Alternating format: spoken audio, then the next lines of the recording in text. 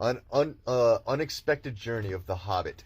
So in the original one, there's Frodo Baggins, just being like, pimping around and shit, just eating his crap. He's an old man, fucking reminiscing because he has terrible PTSD from Bagram.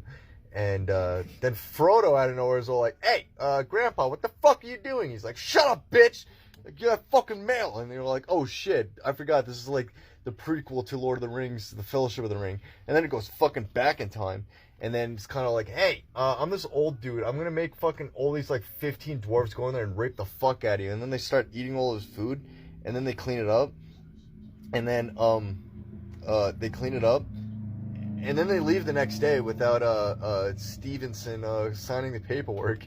And then all of a sudden he's like, "Oh, I'm going on an adventure," and he starts running after himself because he knows he's gonna fucking find Smith with his heroin in his cave. And so he's all like, "Hey, I'm actually part of this now," and he's like. And, it's actually a really funny story because he's all like, "Hey, I like heroin, so I want to go on a story with all these guys." And then he goes to that elf place where they're all like, "Hey, we like heroin too. You should go fucking help out these heroin dwarves."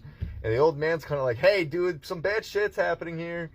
And then they, and then there's the fat goblin king named Philip. And then Philip's like, "You think you can dwell in my cage?" And I don't know where he gets his neck slit off, and then he's all fat and he dies, and he kind of falls on top of him and shit. Then they escape. I don't know how they weren't crushed by that. Heroin. That's how. All the heroin. All the heroin.